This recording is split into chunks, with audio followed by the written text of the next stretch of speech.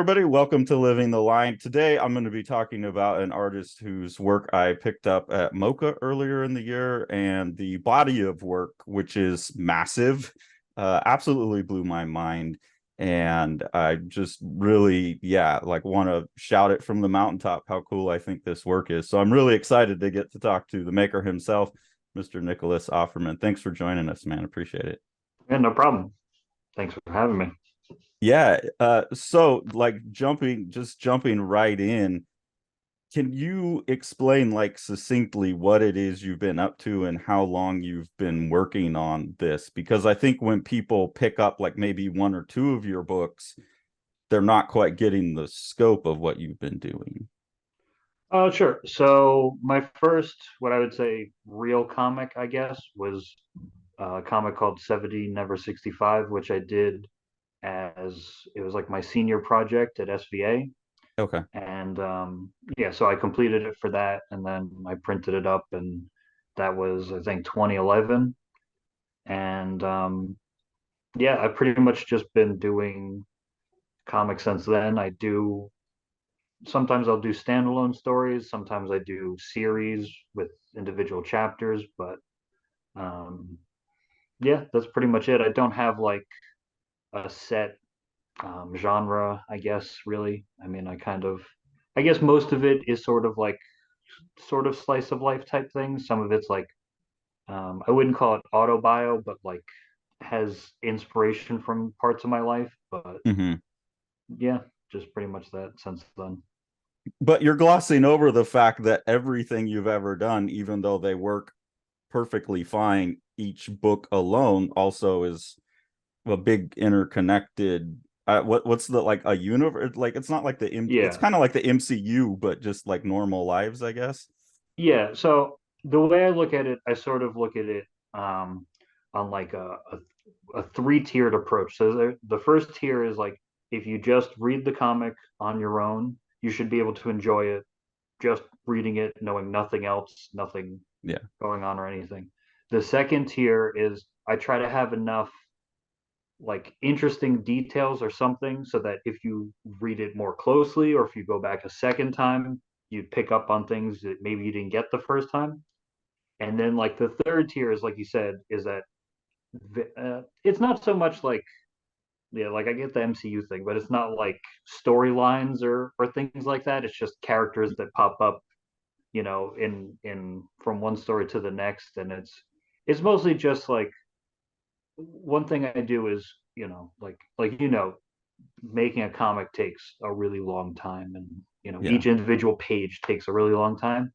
So sometimes what I'll do is I just sort of, whether it's like background characters or supporting characters or even the main characters, just sort of like think about what would they do after this, like what did they do before this, how did they get here, and then from there, if whatever story I come up with seems interesting enough, I'll just make a comic from that too. Like I find it easier to do that than try to come up with like entirely new characters every single time I want to make a comic.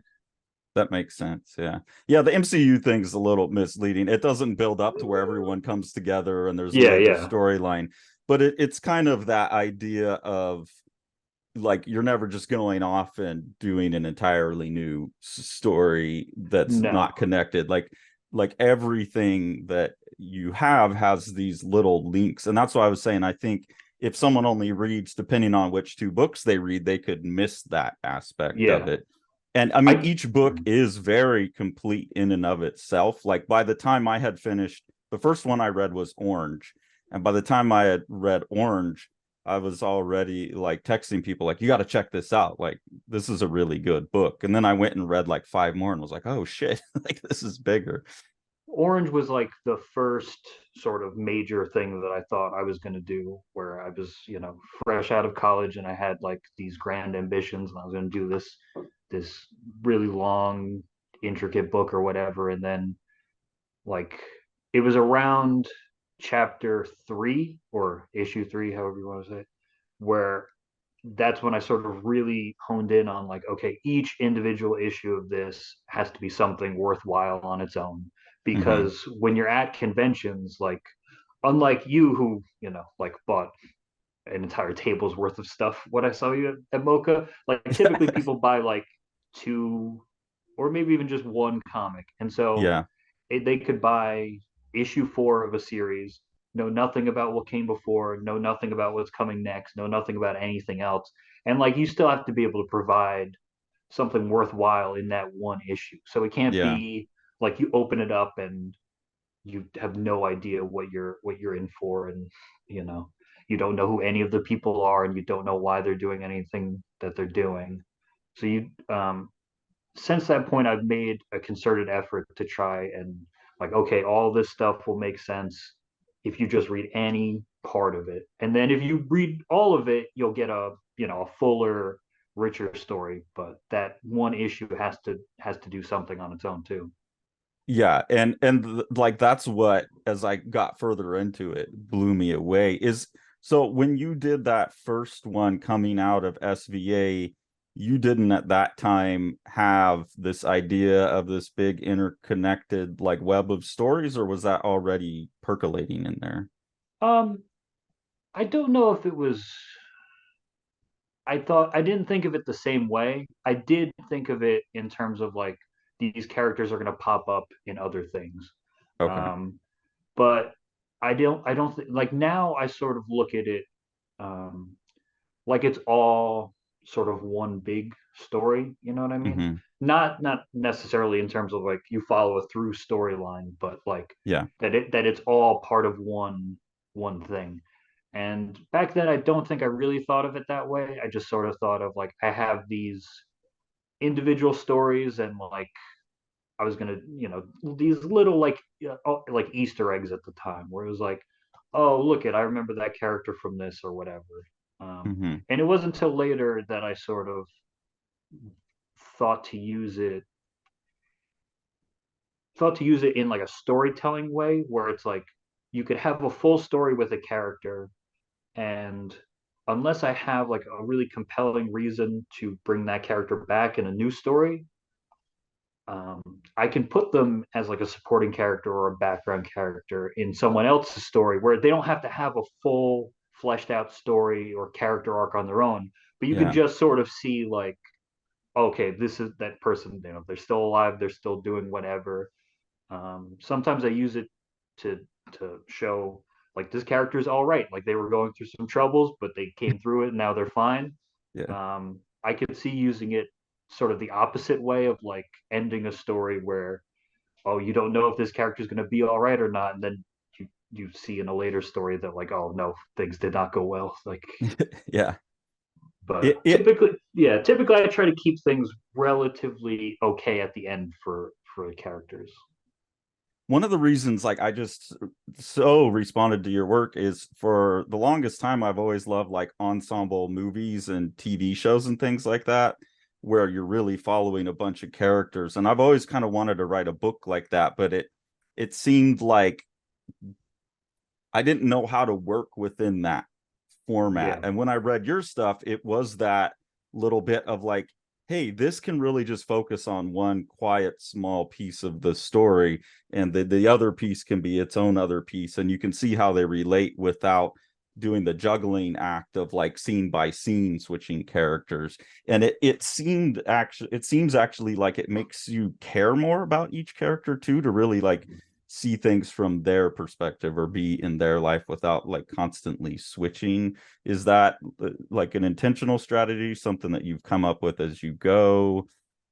I think so because like I have this one sort of series called Onions where it's Hmm. up to 4 chapters, and it's like essentially based around this family, like a mother, father, and a young son. And so far in the 4 chapter, like the first chapter was sort of from the mother's perspective, but also had the father's perspective. And then the second was all her, and then the third was all him, and then the fourth was sort of both of them, but sort of zoomed out a little bit. Hmm. And I think that that's a good way of going about it because you can, like you can see how the person views themselves and then how they view others. And then you can see the flip side of like, well, this is how other people are looking at them. Um, and the TV thing is interesting because like one of the criticisms I have for a TV show sometimes is, especially like, like the ensemble shows are like, they feel the need to justify, like, if there's 10 characters in season one, they want those same 10 characters by and large to continue on. And sometimes like an individual character story should end, but because Yeah. they're popular or the actor is popular or whatever, they have to keep coming up with things for them to do even when there really isn't. Or like it's tough for, okay, season two, this character is going to kind of go away or be a minor character, but in season three they might come back. And with comics it's very easy because I don't have, you know they're not people, and I don't have to like get them to agree to contracts. I can just be like, you're going to have a very minor role in this issue, but maybe you have a bigger role later on. Or maybe like, a lot of times I'll have like a minor character in a few stories, but then eventually like that minor character will get their own story because, it's a lot like in real life, like each person has their own thing going on. And, we tend to think of ourselves and what's going on with us, but like every person you interact with also has, you know, uh, a collection of stories worth of things going on with them. But those things happen at like different points in people's lives, and so you also don't Yeah, have to worry about the actor getting older, yeah, yeah, like the de-aging and all that we were joking yeah, around yeah. beforehand. It just like, yeah, it seems like such a smart strategy. Is there anything like in your prior life experience or since starting working on the project that you felt has given you the ability to have that really kind of empathetic viewpoint where you can work your way into all of these different characters headspaces and then be able to see it, well, this is how this character would see it, this is how this character would see it, like where does that ability, or how have you developed that? Part of it is that like, while people want like their fiction to reflect real life, in Mm-hmm. truth, most fictional characters are still really simple in comparison to the complexities of like a real person, because Yeah. like people, they do contradictory things and their behavior, like you feel one way one day and you feel a different way the next day. And that's sort of a tough thing to write because it just comes across as like really inconsistent. Yeah. um so like a lot of the characters do sort of start off as like a piece of myself. So like, they might be like, because every person sort of like, you have that like self-doubt but also self-confidence, you know what I mean? And so Mm-hmm. like you can use one character where you play on the self-doubt as like the main thing, and then from there maybe they develop sort of their own characteristics. But for the most part, like a lot of them will start off as like one piece of me, or like one moment in my life when maybe that's how I felt at the time, or whatever. Like I have a comic I did called Sprinkles, and so the Mm-hmm. main character in Sprinkles, like she is very much a reflection of me at one particular point in my life and like what was going on in it. But over the course, it was like 4 or 5 years that I worked on it. Like the character really did sort of become her own thing in my mind. Like I started rewriting parts of it from where I thought the story was going to go, just based on like, no, I don't think she would actually do that, or I don't think she would say that. I think it would play out differently. So, like, she was definitely one character that sort of did take on that life of its own. You know what I mean? Most of Mm-hmm. the other ones, I stick pretty close to how I envision them, or you know, try to plan them out. But you know, some of these things, it's just like they're around for so long that they have no choice but to develop because you're developing as you're writing them.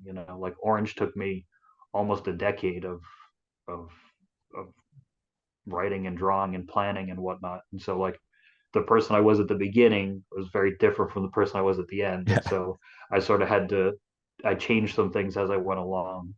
Like I even when I first wrote it, I have like it's a sketchbook with layouts for an entire story, and Mm-hmm. then um, like I've been thinking about, I might post it on Patreon one day, where you see like the original version, the original Mm, vision, and then you see like how vastly different the later result was going to be. Like the original version was very much focused on the main character above everyone else and dealt very little with the minor characters. And then okay. over the course of time, it was like, no, I really got to develop these other characters out, because it's gonna. Uh, I think I think stories tend to feel, especially long ones, it tend to work better the more characters you have that are developed. Even then, it's only like four or something like that, but it's still, I think, a better read than just having one character's perspective for like 300 pages or 400 pages or whatever it is. Yeah, and I think that like that you're working over long spans of time, so you're changing actually adds richness to the work because then it doesn't have that pedantic like this is my viewpoint and I'm trying to tell you it because you're kind of a moving target. The Yeah. series seems to be kind of informing you as you go. How like you said 10 years on that one.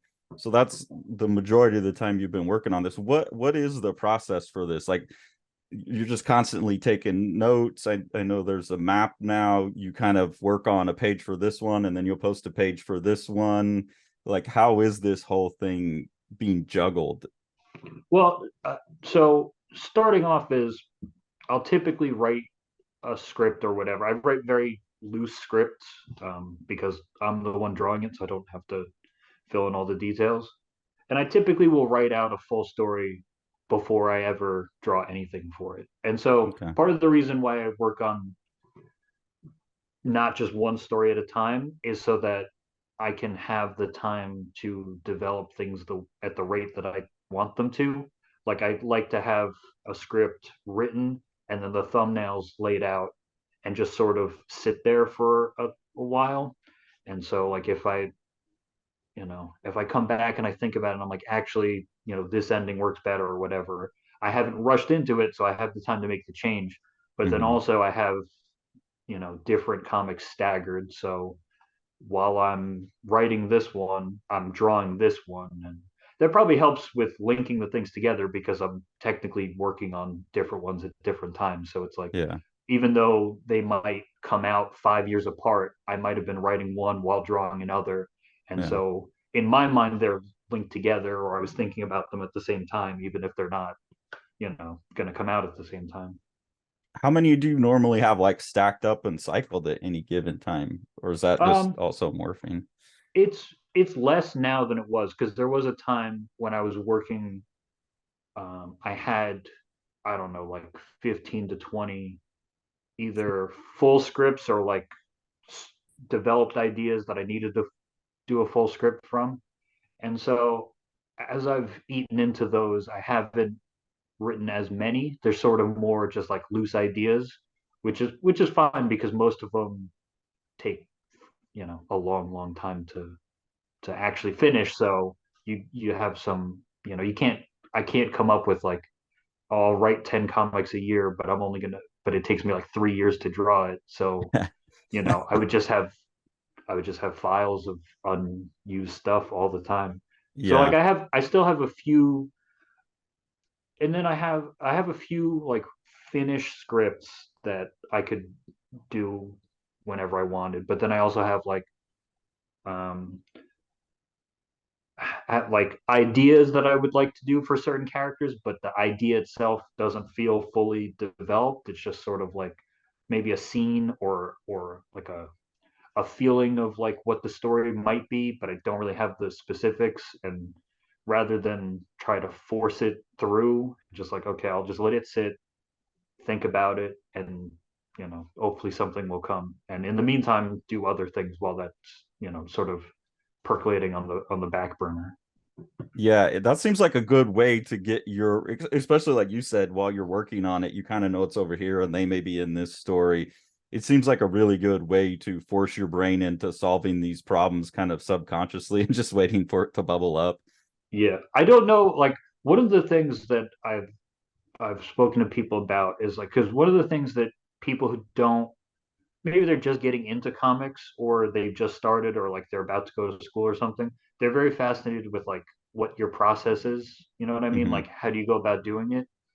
And what I would tell them is like, you kind of have to develop your own. Like, Yeah. when I was in school, like our teachers would tell us how they did it, and I would try out some of those things. But then over time, I sort of like, so pushed certain parts of it away and added my own, and developed it over time, because you need to find the thing that like works the best for you, because Yeah.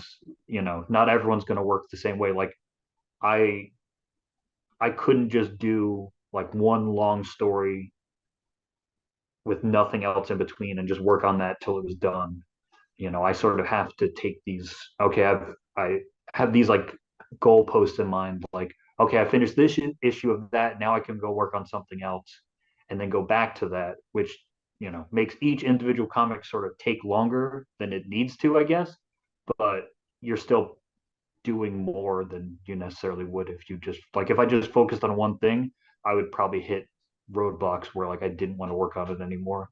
Yeah. And this is a way that to kind of get around that, where you're almost like tricking your brain into being like, oh no, this is a brand new thing. And whenever you start a new thing, you sort of get excited, and when you finish something, you get excited. And I sort of break it up that way to. It seems like it's also allowing you, not that you have, your style's pretty consistent, it's constantly evolving, but also I think, but like the two you're working on now, I believe in Ghosts and Katie Choler, there's a pretty significant visual difference too, so that seems just like yeah, a way to like, "Ah, I'm sick of working in this color Yeah, palette or this kind of more blocky approach, I'm going to go work on that for a few days." It just seems really healthy to me. That's why I say I'm looking at it like, oh, there, that's how you do it. Totally yeah. makes sense. There, I try to, like, I don't want to make it out like every comic I do, I have like this completely new art style or whatever. Like, it's mostly the same thing, but like, part of it is just um, self-preservation. Like, when I was working on Sprinkles, it was like it's like 300 pages, and it's very crosshatch heavy. And it was a Hmm. sort of a decision I made early on. And so I had to continue it because that was the style I was working in. And by the end of it, like, working on 3 pages of that was the equivalent of working on like 9 or 10 pages of a comic without any cross hatching. Because like the cross hatching itself, there'd just be huge chunks of panel that you had to just sit there and go over. And it was, and I visually, I like the look of it, but it's also like, well, maybe that was so right when I was working on like the back half of Sprinkles, I also started working on this comic, Dugisi God. And that's why Hmm. in that comic, there's just no cross hatching whatsoever. It's just open lines and um, solid blacks, but absolutely no hatching whatsoever. And it was a direct result of like, well, I did this for one, and I don't want to do it for the other. That And makes like, sense. like a lot of the decisions I make are sort of based on that. Like, like Katie Kohler is 4 colors, which is just about the most I've done in like a long term comic. And then I believe in Ghosts is like largely black and white, because it's like I wanted that balance between the two. Yeah. Like, I don't want to, like, part of it is to keep to a schedule, like having a black and white page, even though the inking might take a little bit longer, then I don't have to color it. So then Yeah. that balances out having to color these other pages. And yeah, And but I find it interesting that on Patreon you'll post a schedule like you get this sense that you're not 100% gonna stick to it, like you're flexible, but yeah, you'll be like, this is what I want to accomplish in a year. And that's also very impressive to me there. And just the duration that this has been going on for now is impressive.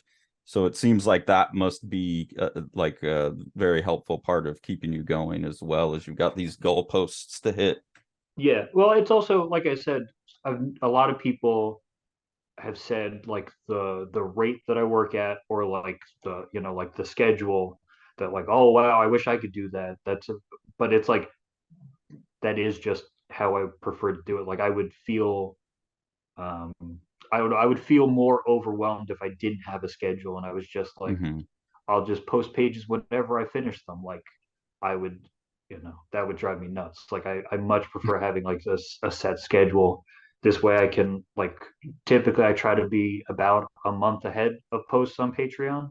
Okay. And so like, again, like people, I'm sure some people would feel like overwhelmed at being a month ahead of schedule. But for me, it allows me to relax a little bit more because it's like some weekends I might just decide I don't really want to work on anything. And it's like you have this nice little buffer zone to to work with, so you can slack off a little bit one week and then maybe work a little bit harder the next week and catch back up. And I'm fairly consistent to the schedule, but yeah, I do sometimes um, like I have I don't know if I posted it. I think I did, but I have like the entire schedule for next year Hmm. fleshed out. But it's also because I want to make sure that I'm setting realistic goals for like how much I can do, because I Hmm. find that, sometimes I'm like, oh, I'll do two comics or I'll do three comics, and then you try to fit it into the schedule and it's like, oh, there's not really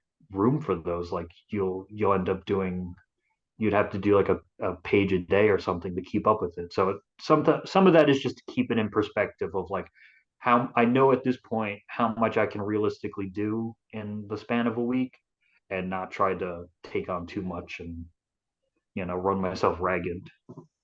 Do you get to the point where you're like, it's hard to wait, like on these stories that are percolating or sitting there, or like over time you've just gotten into the groove of it and It does, especially when there's like a comic that I'm going to be doing.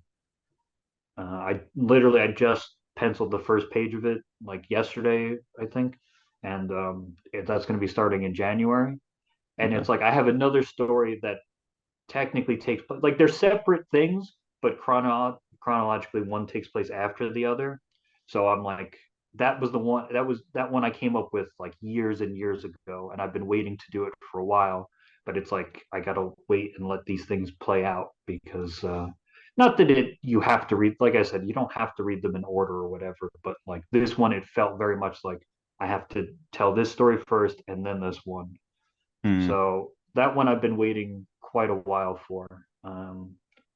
But for the most part, like sometimes it does, especially when, like this comic I'm working on, Katie Color, just about done with it. But I started it in like 2020. And Hmm. it's like, when compared to some of my longer stuff, it's like not even 200, it's like 180 pages or something like that. So it's a little bit shorter, but it also took 3 years, 3 full years to do all the pages and post them and everything like that.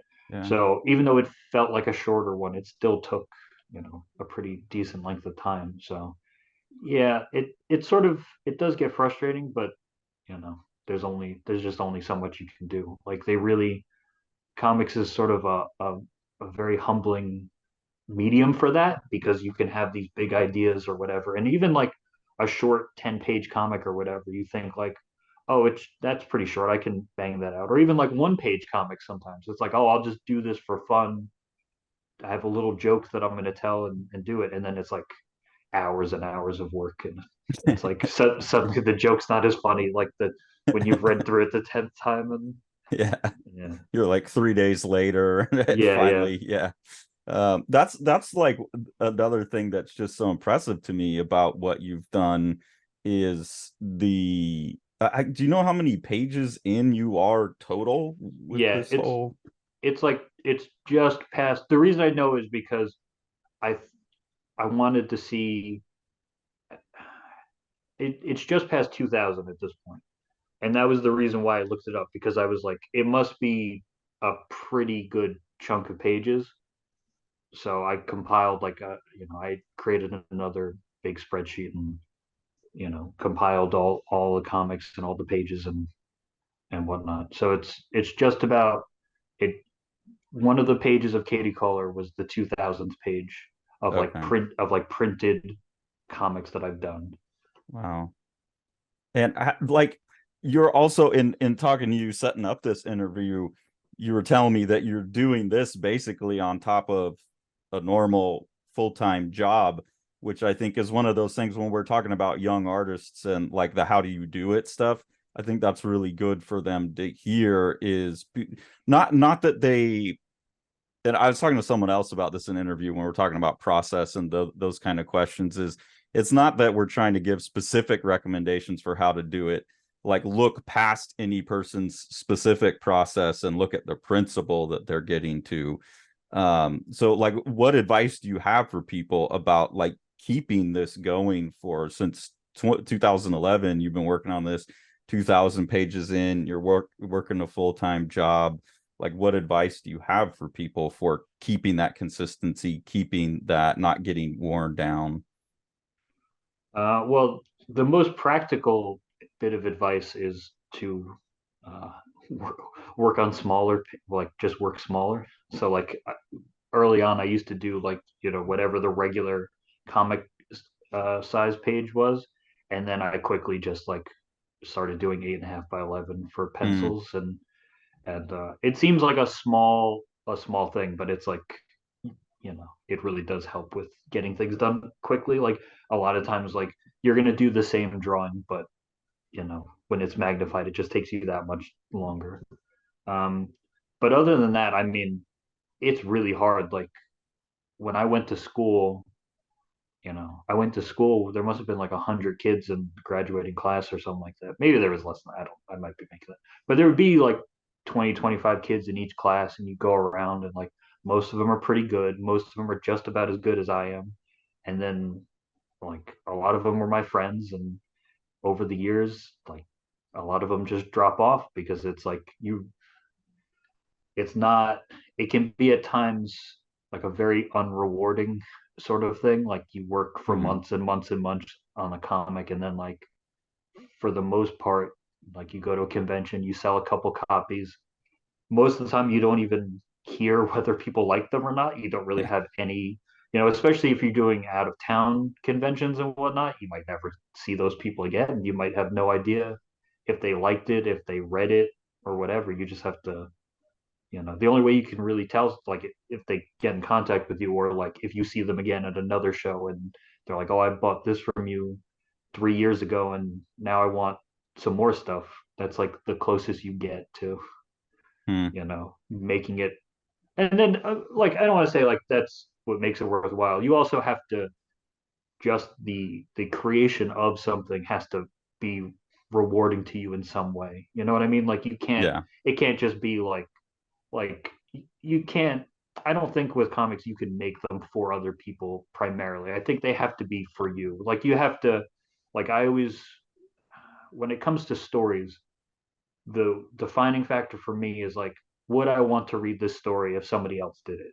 And yeah, that's how I can sort of say, okay, this is worth doing then. And if it's something where I'm like, I don't know, I don't know if I saw this just on a shelf, I think the same thing with covers. Like if I saw this just on someone's table, would I have any interest in it? And if the answer is no, then like you probably didn't do good enough, or you should redo something. And if the answer is yes, then like if you thought that way, it's not inconceivable that other people feel that way too. yeah, yeah. And I think that's like, I mean, I was in a good place when I was at Mocha, where my work had paid for me to be there. So I was Mm. like, fuck it, I'm gonna post some money. So Yeah. I was able to walk around, and that's what happened at your table. Is I don't know, this looks good. I'm gonna just say, give me everything and go back Yeah. and see what it is. And I literally had a large suitcase full of books, because I was just like, fuck it, every the $2,000 that I was paying to get here, my work is covering. So that's just money to splurge. And yours I set aside for some reason. I didn't know why. I was just like, the amount of it and the look of it. This looks like something. So this is going to be the last thing I read. And luckily it panned out to be, yeah, like by far the best thing. So that makes sense. But it just, I keep coming back to the amount and the length that you've been doing it is really kind of heroic and Oh, staggering. So it thank you. seems like you've got to be getting more out of this than anybody.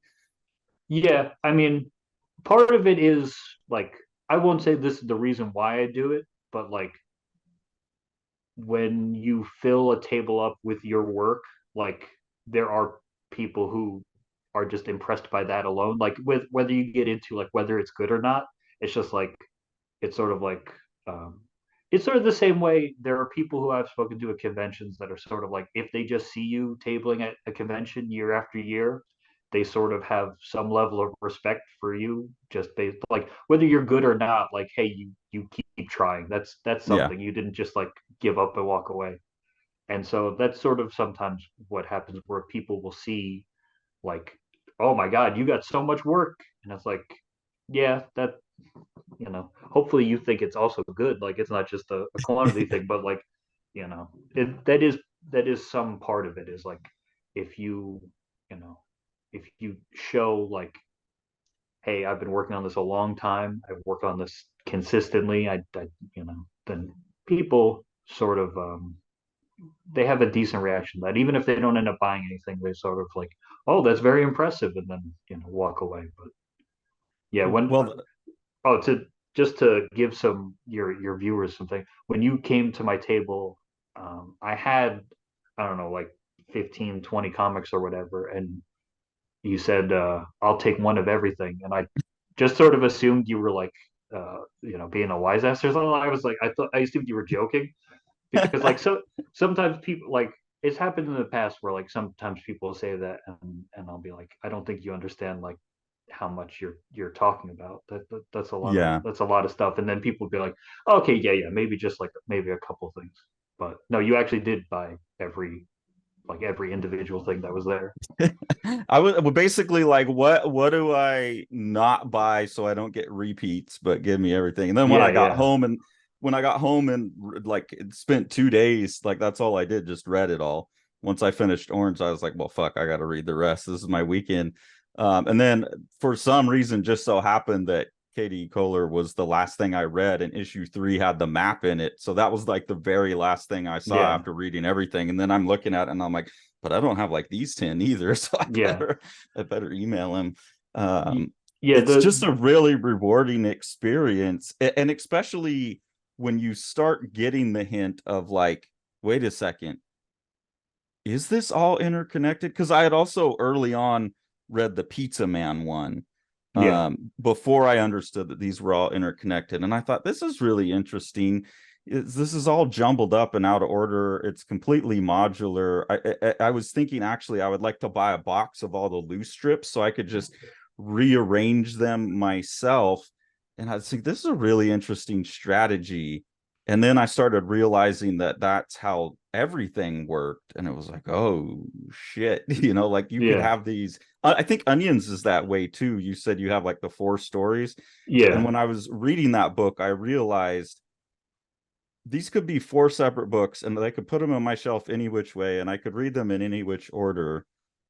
yeah because even when they came out they're not chronological like the Yeah. the fourth one is set in is technically the first one chronologically, but yeah, and then the Pizza Man one was sort of it was like me and my friend had come up with it's a pizza delivery man who's also a serial killer.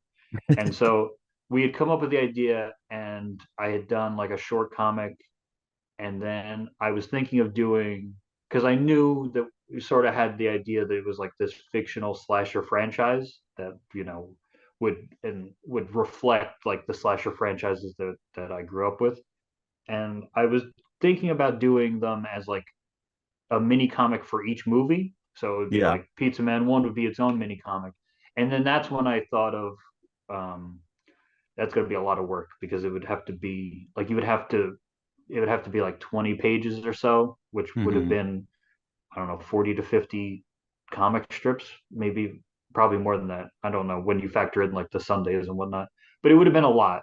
And I was like, that's going to be like a solid couple months or whatever, or half a year of work on just the first one. And then like if the joke is that there's this whole franchise behind it, you don't really get the joke if you just read the first one. And then I have to commit to making more in the future. And then it's like every year I'm gonna have to make another one, and that's gonna take like a decade just to do what's Yeah. essentially just like a little joke. And that's when Yeah. I had the idea of just like doing them all at once and having them then like the scrambling of it just made it even make more sense because then you get the juxtaposition of like not just over time, but like the different tones of various series and whatnot. But even Pizza Man, like in obviously like the more down to earth stuff, doesn't involve serial killing and carving people up and whatnot. But like the Pizza Man movies are like a fictional franchise within those comics. So I Yeah. did manage to work it into the grander mythology or whatever. Because obviously I couldn't have just that character walking around. That'd be ridiculous. Like Yeah. Well, I guess it could, but yeah, that it wouldn't yeah, feel like everything feels so yeah, real world. I mean, there's some things like is it Doogie See God where it's a little more that's the one where they steal the bus. yeah. So that one So that one is a little bit more like farcical, but yeah. because most of it was like they do illegal things, and I didn't want to look into like what the actual legal ramifications of certain, like at the end of it, there's sort of a thing where like they've stolen the bus or whatever, and the one character is like, no, no, I did it all myself, and they're like, okay, you're going to jail, and it's like Yeah. that probably wouldn't be how it would work in real life. Like I would assume that Yeah. they would all be culpable, and but yeah, I didn't want to let that get in the way of you know get in the way of jokes or getting in the way of like character growth and things like that. But even in those more like that one and the Bob's Bad Night, which are a little bit more bombastic or something, they're Yeah, still really grounded in the real world. So yeah, I get why Pizza Man has to be to me that's even more interesting though, because that opens up then, and I think the only other person I've seen really do that comes to mind is how Gilbert Hernandez does the like Fritz movies, and then it will be a separate graphic novel, which is to be understood as like a movie. But it just seems to open up the potential that you could do any type of story you want, and then just fit it in as like, well, this is a yeah, comic that he read, or yeah. um, I've in I Believe in Ghosts, I've sort of started experimenting with like there's some fictional movies within the comic, but then there's mhm, also like um there's like um a short story that they read that's like yeah, within like I Believe in Ghosts sort of it's a little bit tough to explain, but like uh essentially it's like fictional writing by a fictional character, but obviously I wrote it, so it's sort of like I can sort of like the ideas that you get that aren't really fully formed, you know what I mean, like hmm, where it's like I could spend some time really fleshing this thing out, but do I really want to, and or do I want to just use the parts I've got and they could be stories within stories, or yeah. fictional things that happen within the stories.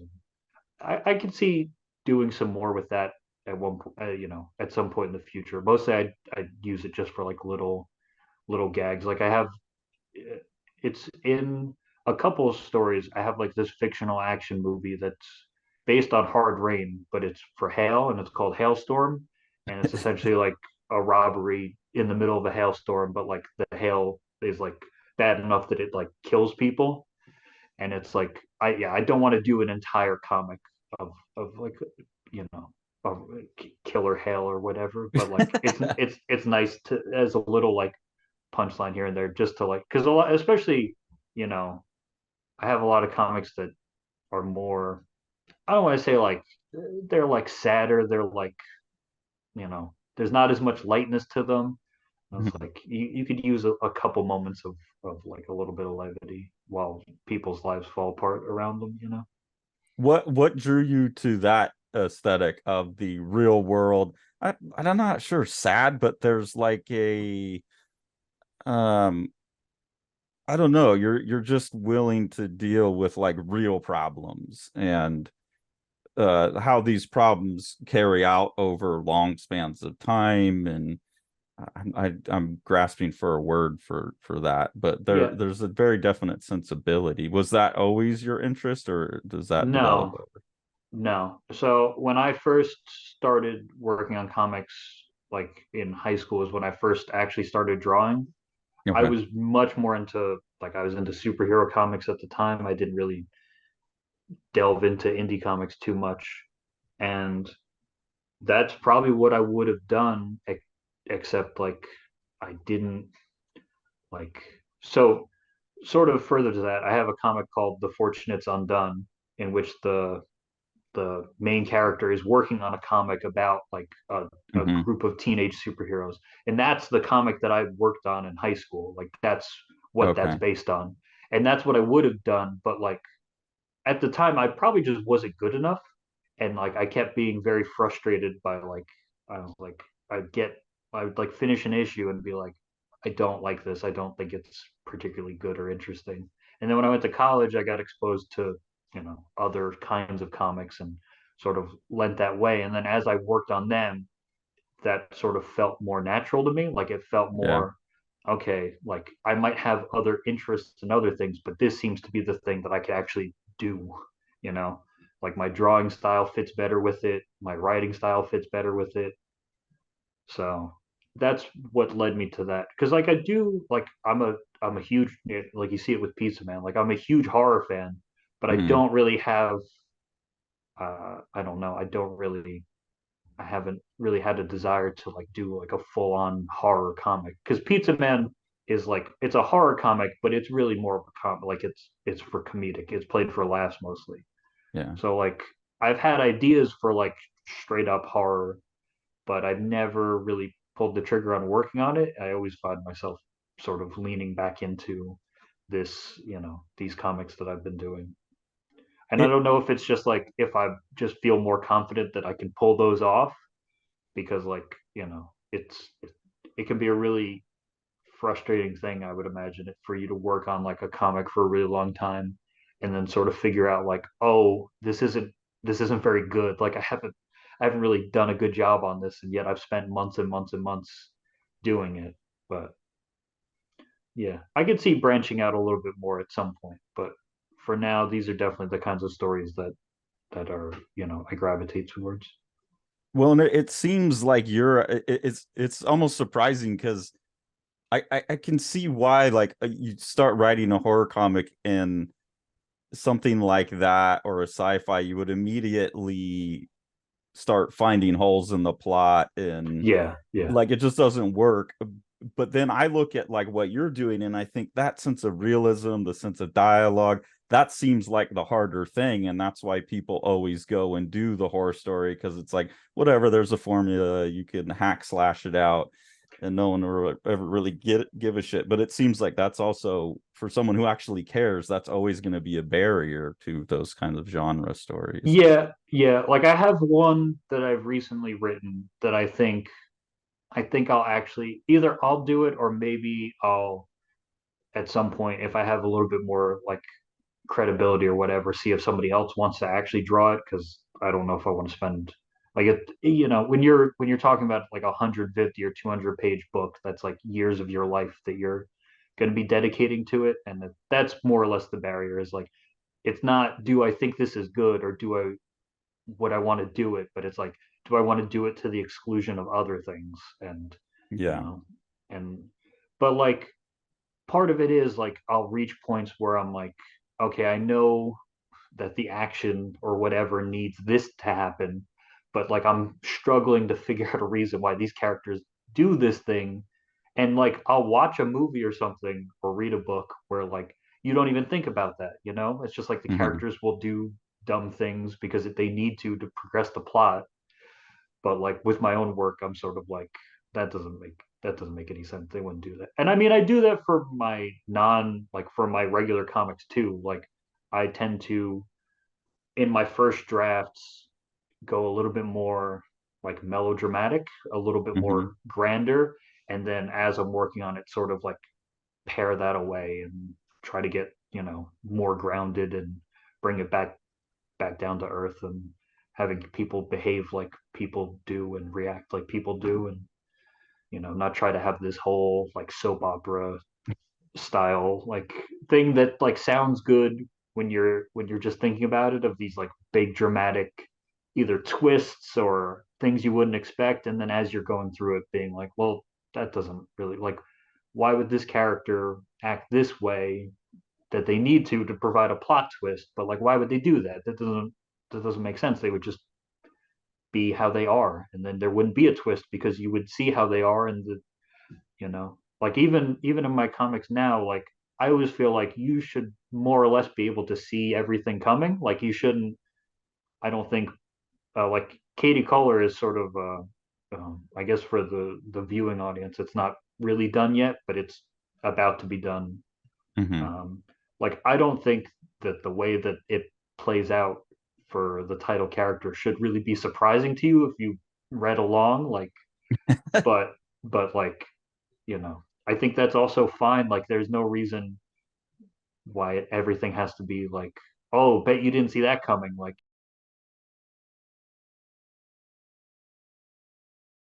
Make sure to like, smash that subscribe button, and ring that bell.